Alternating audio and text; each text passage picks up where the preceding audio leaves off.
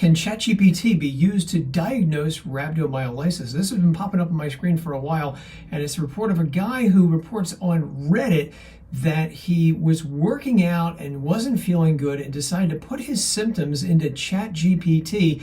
And ChatGPT said, go to the hospital immediately.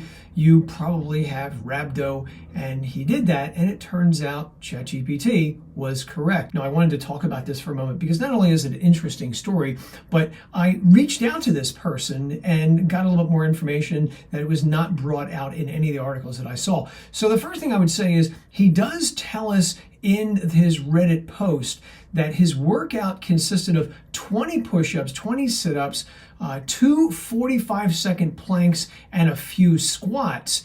And he said it was a light workout, but due to other factors such as dehydration and his caffeine intake, he thinks it exacerbated his muscle breakdown. So I reached out to him on Reddit and we had a nice conversation, and here's what happened. So I introduced myself and I asked him, the workout you were doing, was it something that you had not done before? And he replies back, yes. As he states here, the workout that he performed was something that he was not accustomed to doing. That is a common denominator in a lot of the exercise-induced rhabdomyolysis cases that I've seen over the years. I also want to point out that this guy was not a novice. He does point out that he would go for runs, but he decided in this case to do some push-ups and sit-ups and planks and squats, which is something that he had not done before recently. He does say that he had the dark color urine change, which is common to rhabdo, that happened about a week or so beforehand, and he's had the same symptom that happened a few times over the past 6 months. There are some medications that can change urine color, but assuming he's not on any medications, I didn't ask that question,